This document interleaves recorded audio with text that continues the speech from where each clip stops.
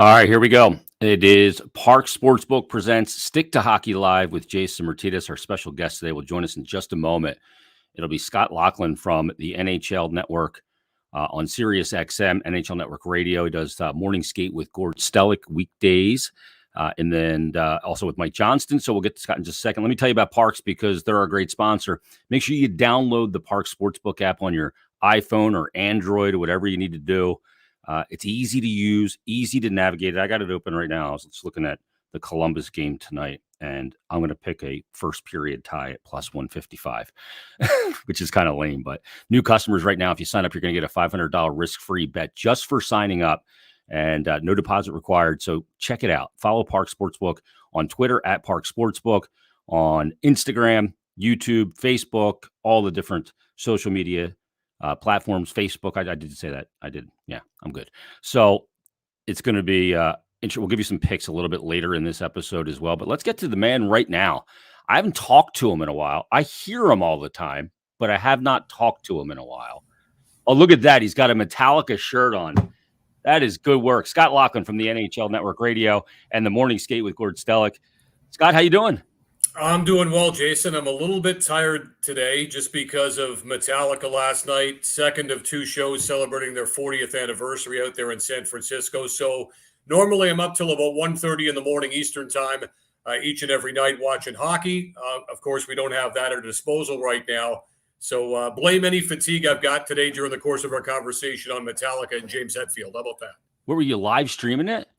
I was. I saw there was a free live stream of this, and this was the second show that they did. They did one Friday, and the unique thing that they did last night, Jason, was the set list that they did Friday was top to bottom. Last night they reversed it. They did the set list bottom to top. So a bit of a different look, a bit of a different sound last night, but leave it to Metallica to kind of outdo themselves, huh? Wow. We're going to talk about Metallica because at some point because they're celebrating 40 years. How old does that make you feel, Scott?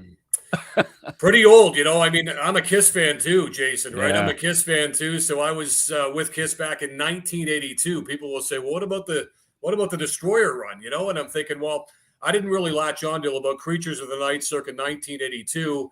And then once I got that hard and heavy Kiss hard rock metal album that they did, closest thing to metal you could probably say that Kiss ever did. Yeah. I went back and I searched out the back catalog. So yeah, it's been a long run for a lot of bands out there. Right? Kiss, Aerosmith, Metallica, Judas Priest, you know, still trying to finish up strong here too. So we're starting to see some of the great bands, of course, sort of move on into greater pastures. I hope they can stick around for a few more years. Yeah, I've seen Metallica so many times, and recently when I saw them before the pandemic hit, they still sounded great. It's, to me, that's like they're the band of hockey. Just tight. You know? They're just always so tight. It just looks like they're playing together and they're just in the primes of their careers, even though, as you say, Jason, it's been 40 years now. Yeah, it's crazy. Let's get to some pucks. We'll circle back to Metallica because I'm going to put a quiz to you on your top three songs. But let's start here, Scott, because I know you guys have been talking about it. It's the buzz of the hockey world. It's the buzz of our world, period. End of sentence. And COVID, more teams getting postponed today. Columbus is going to postpone until after the break, as are the Montreal Canadiens. So, you know, when you look at this situation that's going on in the NHL, in sports, in our world, is it the right move, in your opinion, to kind of plow forward here, not put a pause on the entire thing, not knowing when you might come back? I think it is, just for that reason you mentioned, Jason. I think that, you know what, if you shut it down now, I don't know when you're coming back. I mean, from all we've been told by the epidemiologists out there who study this sort of thing, this is bad right now. It's going to remain bad for a while. It might get worse even.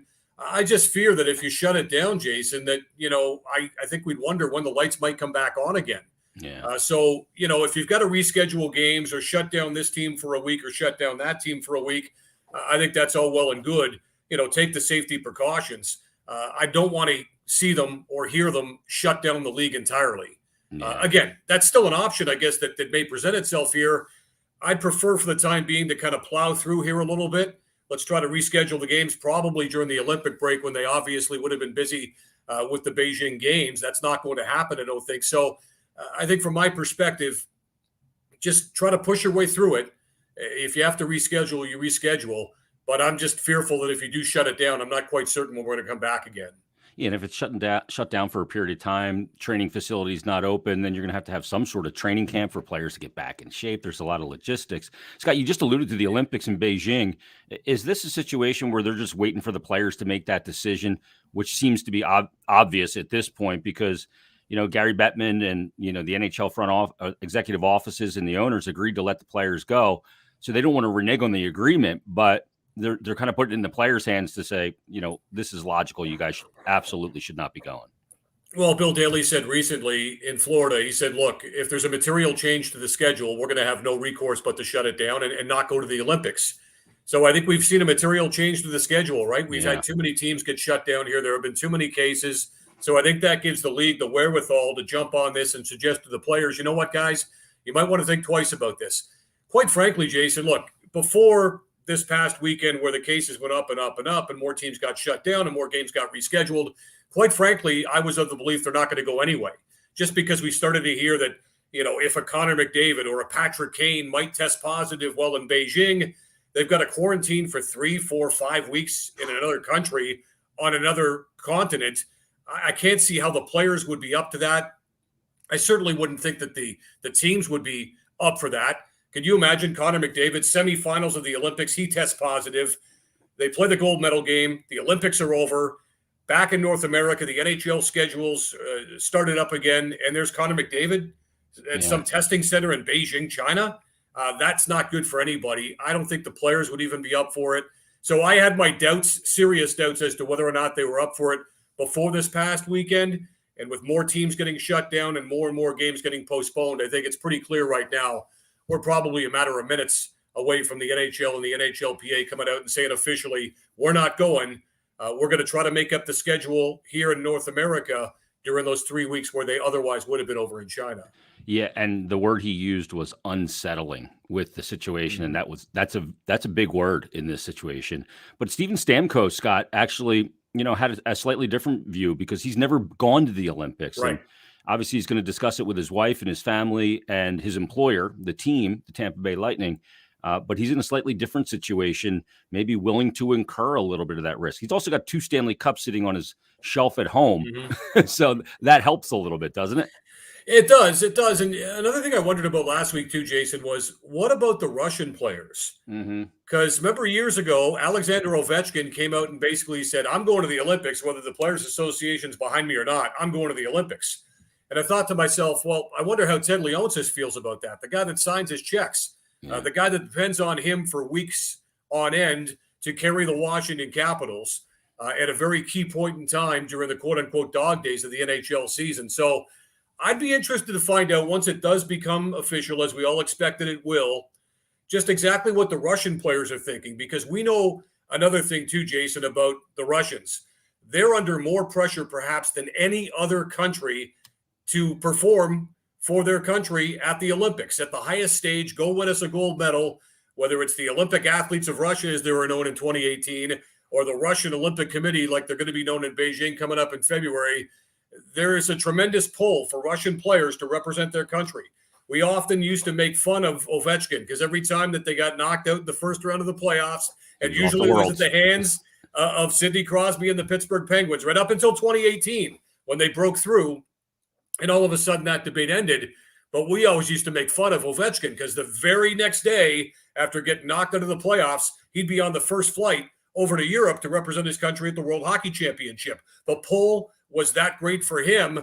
Others back in North America, Capitals fans were going, hey, shouldn't you be wallowing in your misery a little bit here? Shouldn't you be hurting a little bit like we are? How can you do this and jump on the first plane out of town to go play at the World Hockey Championship? This should mean more to you. Well, I think it means a lot to the Russians as well back at home. So I'll be interested to find out from guys like Ovechkin and Vasilevsky and players like that, once it does become official, what their thoughts on this whole matter are going to be. Yeah, probably not so much Panarin, though, right? After everything that went down. Yeah, isn't that funny, too, Jason? We heard last season after he went through that and he had to extricate himself from the Rangers for a couple of weeks, right? Yeah. We had heard that at the end of the season, he was going to let everybody in on what was going on. I don't think we ever got to the bottom of what it was. I think we can kind of guess what it was.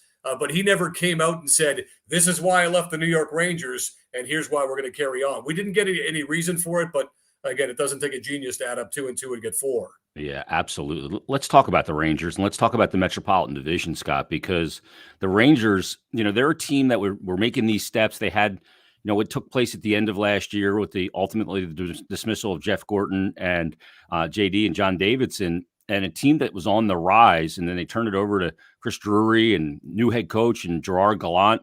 But they're a team that's taken a big step forward. They're a legit team. And right now, only a point back in the Metro, which is a really good division. They got a game in hand on Washington. Carolina's got one on them, but they're a legit team, and they're a team to look out for many years to come. Yeah, look, I thought Jeff Gorton and JD got the raw end of the deal last year, Jason. Agreed. I didn't understand why that happened, when it happened the way it did. Coincidentally, it happened right around that time where James Dolan, who can be heated at the best of times, released that statement that was scathing of the National Hockey League and questioning the integrity of a guy like George Peros in the Department of Player Safety after what happened with Tom Wilson kicking sand in the face collectively of the New York Rangers. So I think, again, although it was never said, I think that had a lot to do with it. But what Jeff Gorton left behind for Chris Drury was a very good hockey team, a very good emerging team that's got a real good combination of veterans and youth. You've got the reigning Norris Trophy winner. You've got one of the best young goaltenders in the league, and Igor Shesterkin, who really carried this team the first couple of weeks of the season in particular before they got going. He got hurt. Georgiev came in. He's played fairly well to keep the ship afloat as well. So I think the Rangers have a real good team that's led by, again, a stud on defense in Adam Fox. They've got more than enough scoring up front. And I think what we've got in New York, too, with Panarin and with Kreider and Zibanejad are three guys in particular that can carry this team while the young guys start to try to figure things out, right? There's no extra added pressure on the likes of a Capo Caco or an Alexis Lafreniere. They can wait on these kids to come around. Why? Well, because they've got the veterans up front that have carried the team a little bit, kind of like Philadelphia was, I would say, a year or two ago when you saw Giroux and Voracek be the veterans that would carry the team, Couturier as well. You could have the young guys like the Konechnys and the Farabees kind of take their time to come up through the system and wait on them to blossom. That's the way it's supposed to work ideally. It's the way we've seen it work in Anaheim this season as well, where you had guys like Getzlaf carrying the team for years. Now you've got all these other guys in the Sam Steeles and the Troy Terrys and certainly the Zegrases and Sonny Milanos that are starting to come of age. That's the way it's supposed to work, and I think that's the way it's worked on Broadway with the Blue Shirts so far this season. Yeah, the Anaheim Ducks are like probably the biggest shocker of this season, and they're a fun team to watch, Scott. Zegras that played to Milano where he flips it over the net. I don't like to play as a goalie because I think it's dangerous with guys swinging their sticks that high, and somebody's going to catch one in the chops, or a goalie's going to catch a blade of the stick to the eye. But I'm sounding like the fun police, but that's a really dynamic. It sounded like John Tortorella, Jason. I know. It sounded like Torts. Well, I got to stick up for the goalie union. Anyway, let's talk about Carolina's a team that we didn't see last year in Philadelphia because they were not in the Mass Mutual East Division. And I think some Flyer fans and some fans around here kind of didn't know or didn't remember how good of a team they are. They're well coached with Rod Brindamore. They've got star power with guys like Aho. They lost Dougie Hamilton, but they picked up Tony DeAngelo, who's picked up a lot of that slack. That Carolina team is one that could be poised for a big run as well. Yeah, again, you're talking about a team up front that's got all kinds of balance, and you've got guys that are just starting to come into the primes of their respective careers when you talk about guys like Aho and Natchez and Teravainen in particular. Yeah. I think on the back end, you're right, Jason, you hit on it. They lost Dougie Hamilton. You're thinking, okay, well, this team's going to take a step back. To his credit, DeAngelo, who left New York under some mysterious circumstances. And, we hear about speculation off the ice and that kind of thing. And again, unless you're in the room, you don't really know what the story really was. But DeAngelo has resurrected his career. He's fit like a glove with Carolina. Seems like they've got along swimmingly. Right now, the numbers tell us they're probably the best team in the National Hockey League. And then you talk about goaltending. I didn't understand why Nedeljkovic was allowed to walk essentially the way that he was.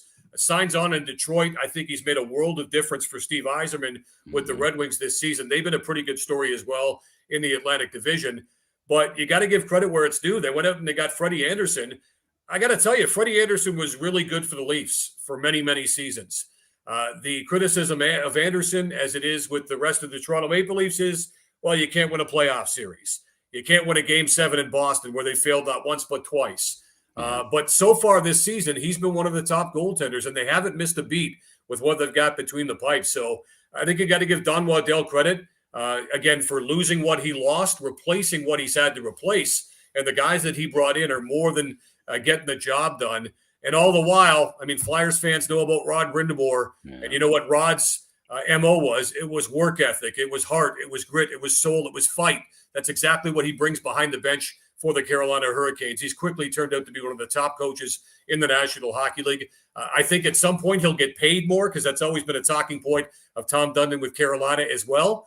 But I tell you what, Rod Brindamore has quickly turned into a very good head coach here in the NHL, and I think things might only get better for the Carolina Hurricanes. Yeah, he's just brought an identity to the team that even if we lose some player, it's almost like the Pittsburgh Steelers. Like their identity, we can lose guys, but we're going to replace them with another Steeler.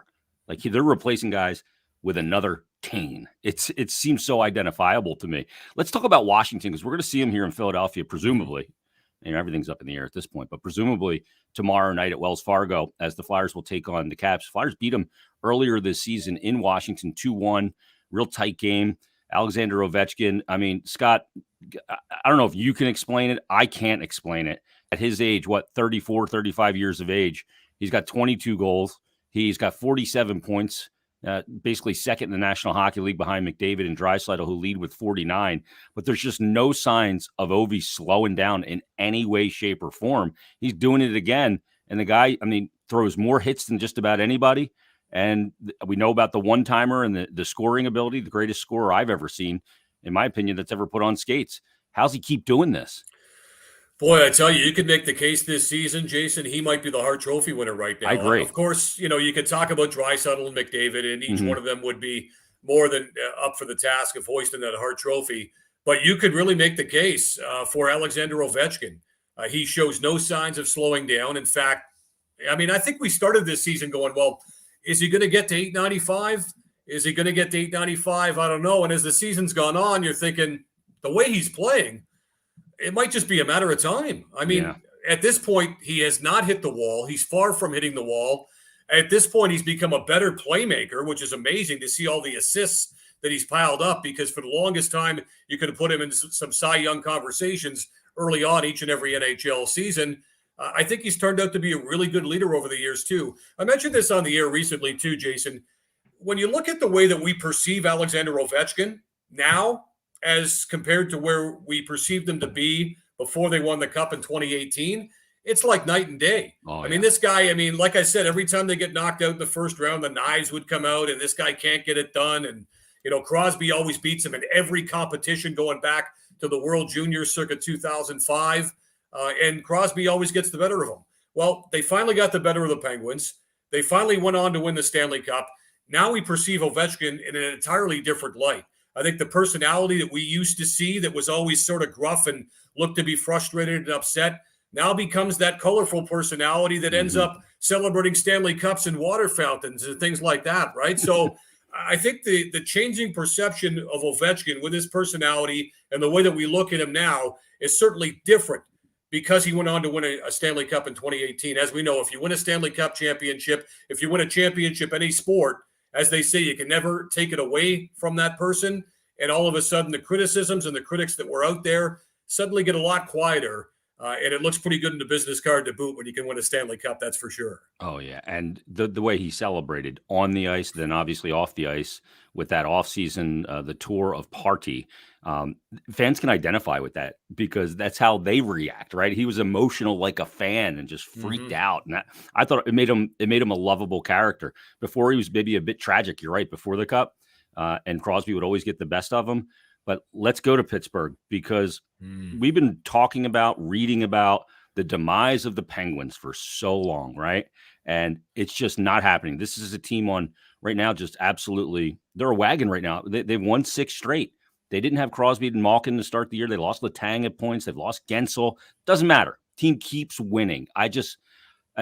We keep waiting for it in Philadelphia for them to kind of fall down, but they refuse to fall down.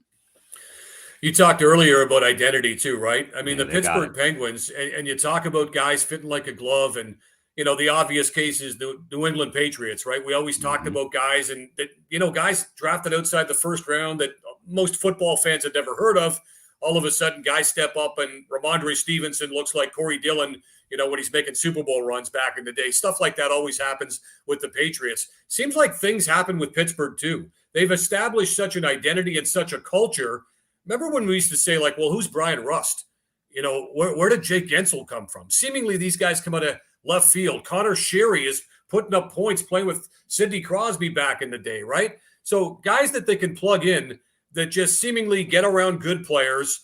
The good players have established that culture, guys like Crosby and Malkin when he's healthy, and they're awaiting his arrival probably sometime after Christmas, I guess, which could make them even stronger along the way.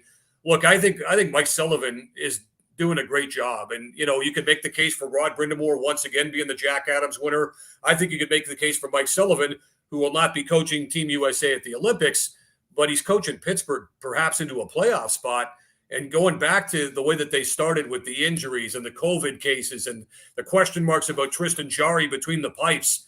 I mean, it's unbelievable what they've done. Crosby, not being their best player. I think I saw a stat yesterday, Jason, that indicated that in the last 5 games that Pittsburgh has had Sidney Crosby play in, where he's been held pointless, they've won all 5 of those games. Yeah. That would have been unthinkable a couple of years ago. Yep. The best player on the team goes pointless. Chances are Pittsburgh's not winning.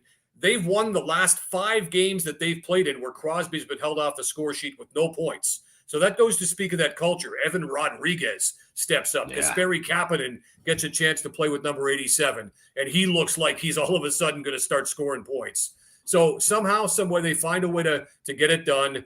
But perhaps, as I mentioned, Tristan Jarry's name, that's where it starts, Jason. Music to your ears. Yeah. Tristan Jarry's a former All-Star. We know him from St. Louis in the All-Star weekend a couple of years ago. I had my doubts after the Islanders playoff series and the way that he flamed out as to whether he could rebound or not. Ron Hextall knew this guy. Brian Burke said, let's give it a roll again to start the season. Granted, some of the cap constraints had them handcuffed to a certain extent. But boy, oh boy, where would they be without Tristan Jarry? Where would they be without these guys like Evan Rodriguez that have sucked it up and really stepped up with some big star power on the sidelines? A phenomenal story, remarkable what Pittsburgh's built so far this season. Yeah, and it's amazing, too. Some really good, savvy general managing there. You mentioned Rodriguez. You look at Jeff Carter. I mean, these are really good moves that are paying dividends for that Pittsburgh team. Scott, one of the things in Philadelphia, it's obviously been a bit of a bipolar season. The Flyers have wins over Carolina. I mentioned the Washington game. They beat Calgary. They beat Edmonton. They've beaten Boston. They had a 10-game winless skid. They fired the coach after they lost 7-1 against the Tampa Bay Lightning when Tampa was playing Game 5 in 7 nights, and the Flyers were rested. And then Mike Yeo comes in now. He's 4-2-1 as the head coach. They're 4-0-1 in their last 5. What the heck is this team from your perspective and the Flyers right now? And is this they're not that far out of it. They're only 4 points out of that second wild card spot. Can you figure this team out? I need a little help here. Well, I knew you'd ask me that question, Jason, and I was trying to figure out what the answer would be. And quite frankly, I don't know what the Philadelphia Flyers are right now. We talked about identity. I mean, the Flyers, more so than perhaps any other team, I guess you could throw Boston into that category. For decades and decades and decades, I kind of knew what I was going to get from Philadelphia, right? Philadelphia has always been one of the more colorful teams. They've always had that identity. You always knew when the big Flyers were coming into town. Even when it wasn't the Broad Street Bullies, and that was a long, long time ago, as we know, you always knew that you get the hard work ethic, you get a physical hockey team coming in, you always got what you thought you'd expect to get when you played the Philadelphia Flyers. I don't know what they are right now. Perhaps it's the old, Bill Parcells line, your record is what it is, and you are what your record says you are. Yep. And right now, Philadelphia, again, the 4-0-1 run has been impressive to see under Mike Yeo lately. But when you look at the big picture, it's still a team that's an average team. Yeah. They're average at home. They're average on the road. That's what the big picture tells us. They've had their ups. They've had their downs. I'm still looking for this team to carve out some sort of identity. Now, maybe it happens, and hopefully it happens here in the coming weeks and months. Sounds like Mike Yeo, and certainly with the way that they played of late, is going to get a longer look than a lot of people expected, because when AV was shown the door, everybody expected, well, there's Rick Tocchet. He's on line one, right? Wouldn't that be a great storyline to have the beloved Rick Tocchet back in Philly behind the bench? I think that Rick could do a bang-up job with his team. I think that John Tortorella could do a bang-up job with this team. But Mike Yeo has won in this league before. He's having success with this team. I'm just, curious and intrigued to find out what this team's going to turn out to be here in the coming weeks and coming months ahead. Because right now, like I said, Jason, there's no identity that says this is what Philly's about. They're not overly physical. They're not going to be a fast, skilled team that's going to outskate you most nights. They're not a team that's going to just be lethal on the power play like the Edmonton Oilers are most nights, albeit the last couple of weeks they've fallen back a little bit. I just want to see more of an identity from this team. And I think that in the coming weeks and months ahead, like I said, I think we'll start to see some of that. I hope we get to play all the games, certainly, and we get to play the full 82 to see what this team's all about. But I'm still waiting on this team. As strange as that seems to be after, 25, 30 plus games into the season, I'm still waiting to see more from this team vis-a-vis its identity. Yeah, I totally agree. And, I almost think, Scott, that they, how when you're driving, if a raccoon jumps on the road in front of you, trying to avoid it, you overcorrect and you end up in the, spinning the car. They maybe course corrected a little too hard from that Broad Street bully mentality because they went too far away from it. And we're seeing in the league right now, you see teams like, what did the Tampa Bay Lightning do after they got knocked out by Columbus? They brought in Pat Maroon, Blake Coleman, Barclay Goodrow. They brought in some guys that can bang and give you playoff success because you need that element. Flyers need a little bit more of that. But I think any team that is trying to figure out what their identity is, whether that's organizational, franchise, or just the players in that room, I always think that that's not a good recipe. You have to know who you are, be who you are every night, every day when you show up to the rink for practice. And I think that's part of the issue right here. It's a great point you make about their identity. Well, and I also think, too, Jason, you look at teams like Anaheim and Los Angeles, right? We know how they won their Stanley Cups. The Ducks in 2007, the Kings in 12 and 14. They won their Stanley Cups back when it was physically, intimidating to be that way. They were big, strong, physical teams. Big, heavy. Again, they were heavy teams. Yeah. That's the word I'm looking for. Ken Hitchcock coined it, heavy hockey, years ago, right? And you knew what those teams were all about. And then it was like overnight, the game changed. It got younger and it got quicker. And teams like Los Angeles and Anaheim got left behind. They were left back in the dust. It's taken them years to retool their operations to what you see now. You've got Los Angeles are younger, they're quicker. Anaheim certainly is younger and quicker and more skilled, and they're fun to watch. That wasn't the case 2 or 3 years ago. Both those teams got caught in the crosshairs of the almost overnight change to get younger and quicker in the NHL, and they flipped the switch. Now, they can still be physical when they have to. You look at Anaheim, they've got guys like Josh Manson on the back end. They can play tough when they have to. Max Comtois is a big, strong, physical guy up front that can play that bang and crash type of hockey. Los Angeles still has a couple of those guys as well that are kind of sticking around right now. But for the most part, they've made that transition. Right now, Philadelphia, like you say, making a transition, and we see that maybe they're caught somewhere in between, still looking for that identity. So the coming weeks and months ahead are going to tell the tale in Philly. Let me ask you about Giroux, because he just tied Bill Barber for second all-time in points for the Flyers. And he's now going to try and track down Bob Clark. This isn't going to happen. He's got 1,210 points, and Giroux's got 883. Giroux also leads the NHL in power play points since 2010. You're talking about 11 seasons. Never had an Ovechkin just to hand the puck to and let him bomb away. But your perception of Giroux, because in this city, he's a polarizing figure, oddly enough, because they haven't had team success since his captaincy, but he's had tremendous individual success. And I think some people want to hold him accountable for the flaws in the roster, which he can't control.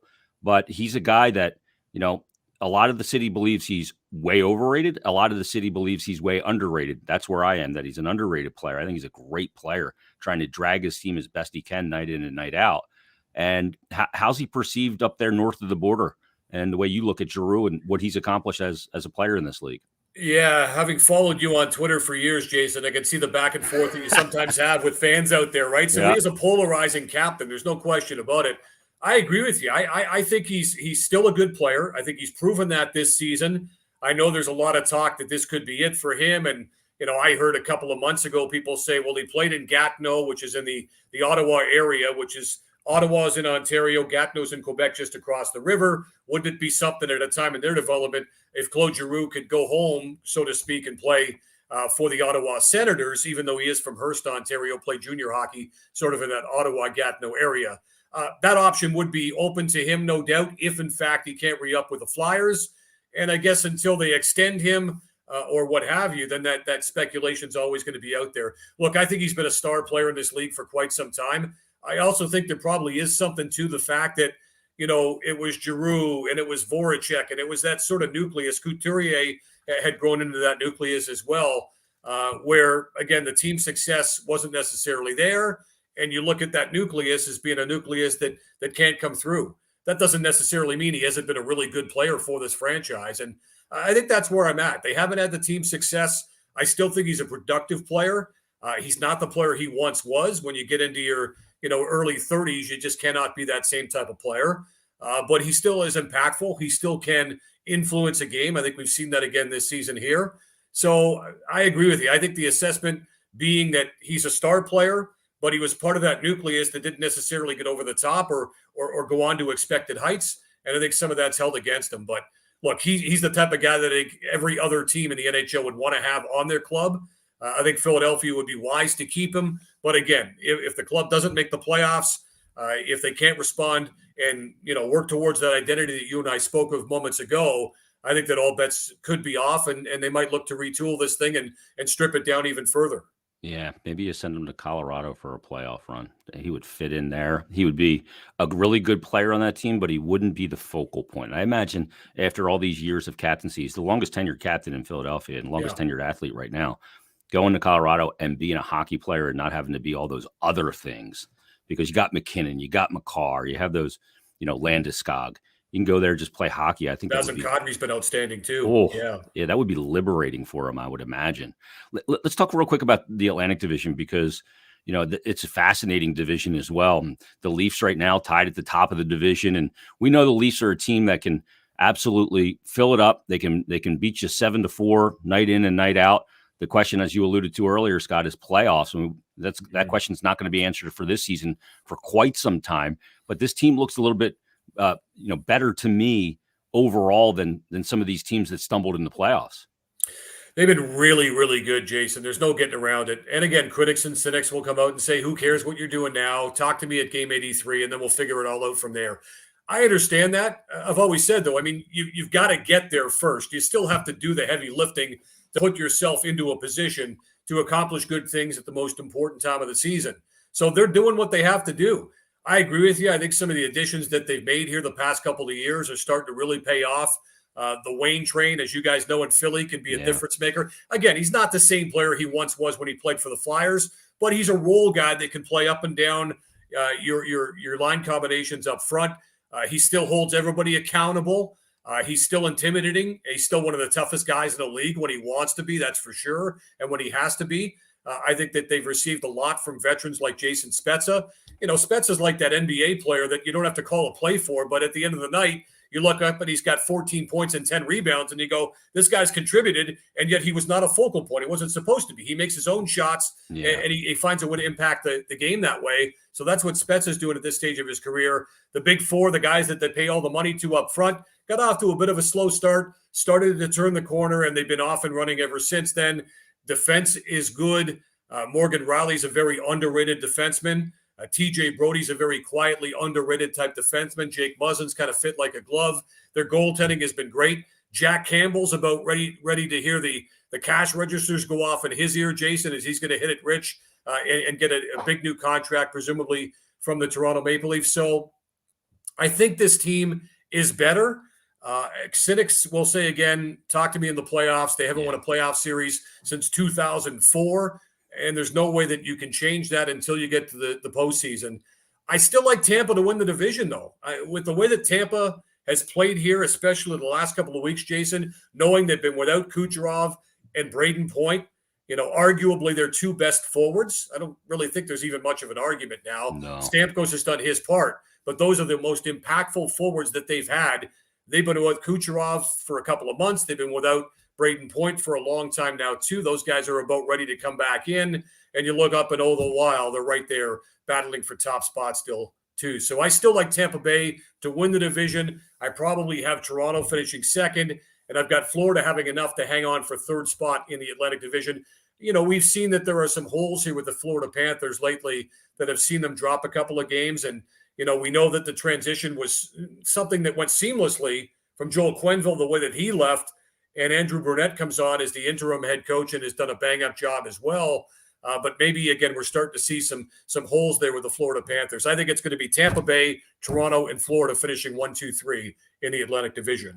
That'll be a fascinating playoff situation as well. Let me ask you real quick, because we've seen 4 coaches under different circumstances depart their post, whether that's Alain Vigneault in Philadelphia, who was fired, whether that was, obviously what happened with Joel Quenneville in Florida, very unfortunate situation, whether that's what we saw with Paul Maurice in Winnipeg this past week, resigning his position. And then obviously with Travis Green in Vancouver, in comes Bruce.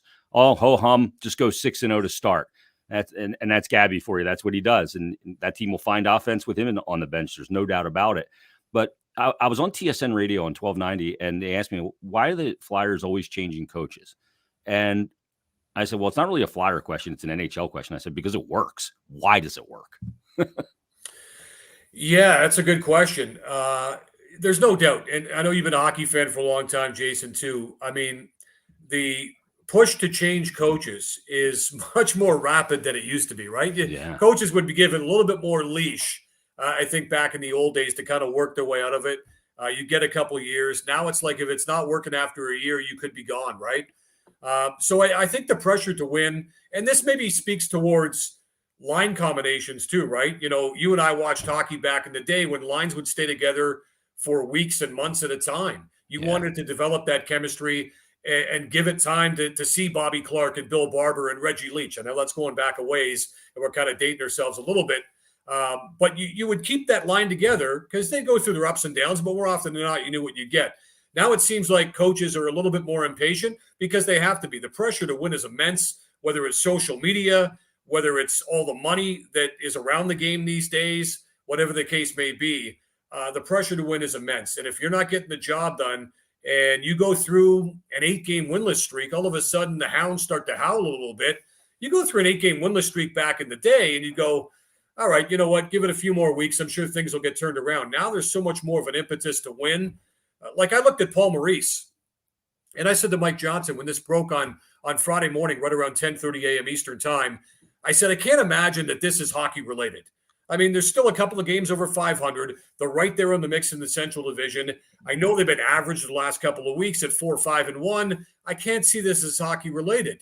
As it turns out, it was hockey related. He felt like he'd taken that thing as far as he could. It was one of the rare circumstances in pro sports, Jason, where we saw a coach voluntarily step away from his position. Usually you have to push those guys right out the door. You have to give them the pink slip to make them leave. He just said, you know what? I've taken this thing as far as I can. The way he put it, I've pushed the rock up the hill, but that's as far as this can go. It was different. Some would say it's refreshing to see a coach step away like that. He's won a lot. I'm sure he's going to win again in his next stop. And the reality was, too, he talked about how much fun it used to be to come to the rink. He said the last couple of years have been challenging. It's not been the same. I think we can all understand that in every different walk of life. It has been a challenging time. It affected Paul Maurice, and he felt like the time was right to step away. It'll be to our benefit, like with Bruce Boudreau, right?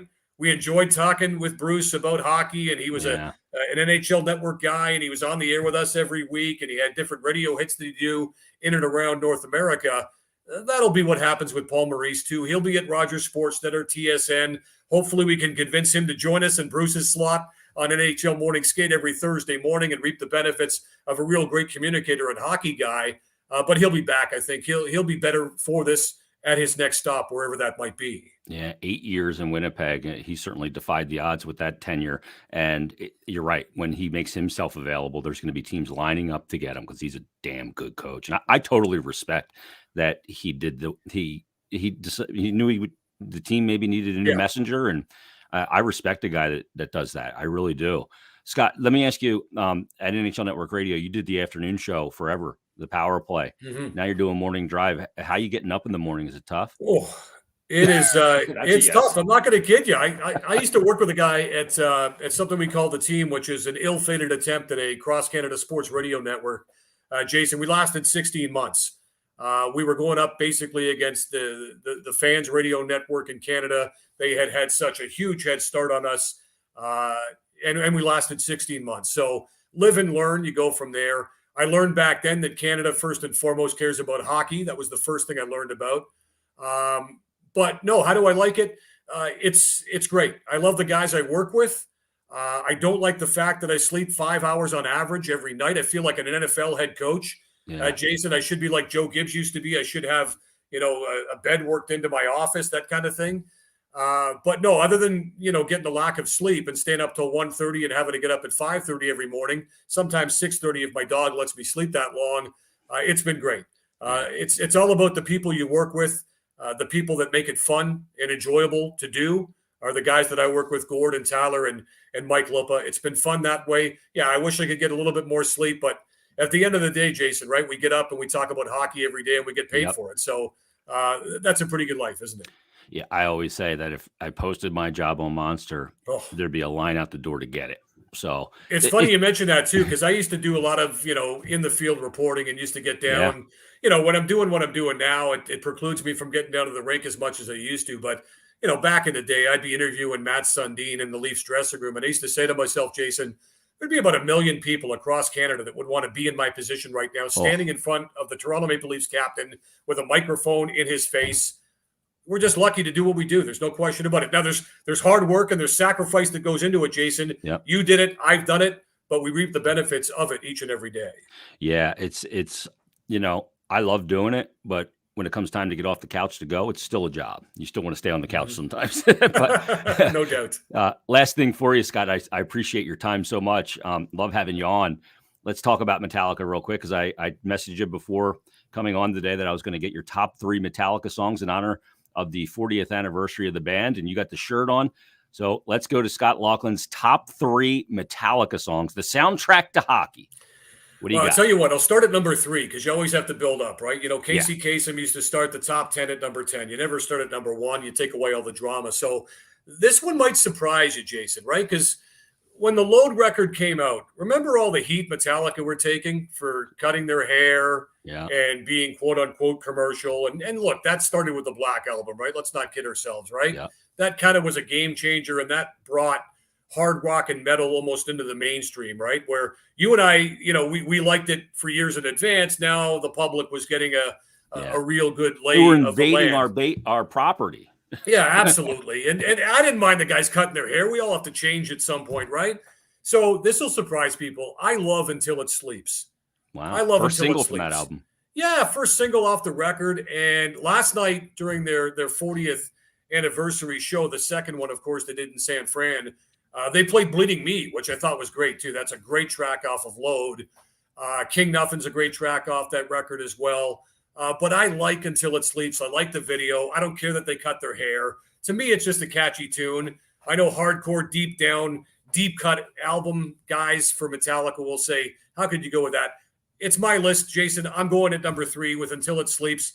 At number 2, I'm going for Man Justice. I'm going Harvester of Sorrow, which to me is just a heavy, heavy track. Yep. Harvester of Sorrow is number 2 for me. And there are so many different great Metallica tracks. I regret to say that some of them have been spoiled in my mind from radio play, right? Yeah. It's just like AC/DC's had so many great records over the years, so many great singles, as it turns out. If I never hear Back in Black or You Shook Me All Night Long ever again, Jason, I'll be okay with that. Yeah, give me Shoot the Thrill or Rock and Roll Ain't Noise Police. Yes, I'm good. I'll go deep album cuts with AC/DC any day of the week, right? Yeah. Giving the dog a bone. Absolutely, right? But if you're gonna play it on radio 1 million times and 1 million times over again, it kind of spoils it for me. This one's sort of in between. It's not played as much as things like Enter Sandman and even Creeping Death. I'm gonna go For Whom the Bell Tolls. It always gets me going.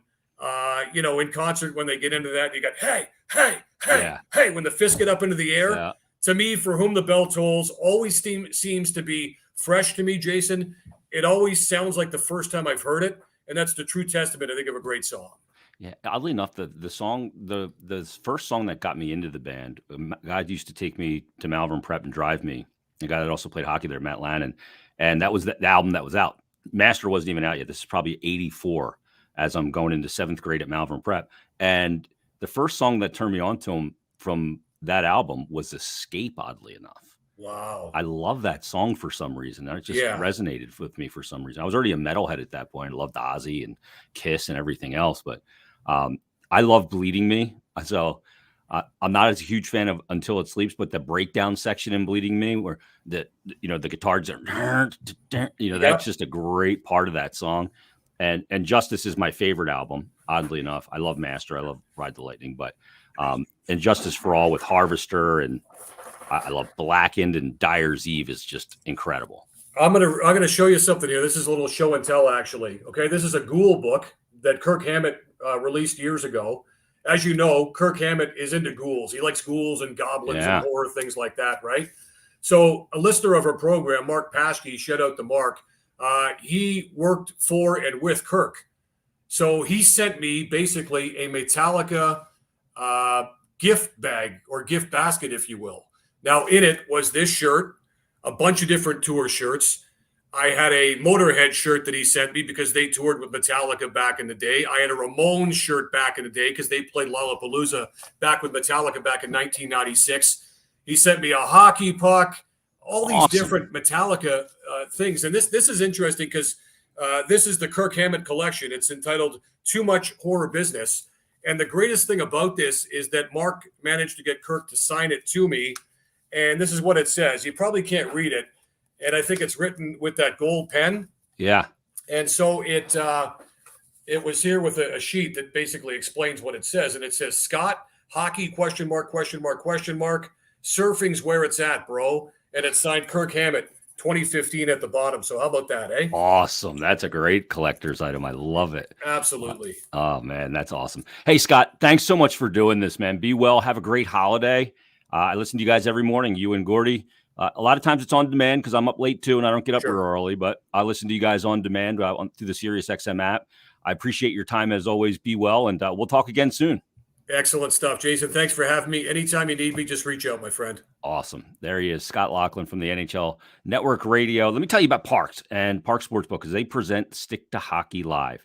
And I'm looking at the Parx Sportsbook app right now. I'm looking at futures. There's only one game tonight, but looking at futures, some interesting bets. And we just talked about the Toronto Maple Leafs. You can get big money on the Leafs as a futures bet. Flyers will be back in action tomorrow, but make sure you check out Parx Sportsbook and the Sportsbook app because it's tremendous. Go to the App Store, download it for iPhone or Android, whatever you need to do. You get a $500 risk-free bet right out of the gate, and it's easy to navigate. Check out all the different features on there, in-game betting, play-by-play betting. You can bet the spread, the puck line, the parlays, all that stuff, and a ton more. First to score is something that I tend to go towards quite often, or goal scorer in a game. You get good odds on that, usually around 250 for a good player to score in a game. So check it out. It's the Parx Sportsbook app. Again, follow Parx on all the social media channels at Parx Sportsbook on Twitter, Instagram, Facebook, YouTube. Great content there. Natalie and Rich Gannon and all the guys and gals are giving you great content. Sam Wilson, great daily specials. So check it out. All the social media channels, again, at Parx Sportsbook. Follow them on Instagram, Twitter, Facebook, and YouTube. And it's great stuff. And get that $500 risk-free bet. Also, if you or your business are looking to start a podcast, you have to talk to Wildfire Podcasting. Their studio is located just outside of Philadelphia in Clementon, New Jersey. So if you want to do a podcast, you're thinking about sports broadcasting, this is a great avenue to start. And if you're a business, podcasting is a great way to brand your business as well.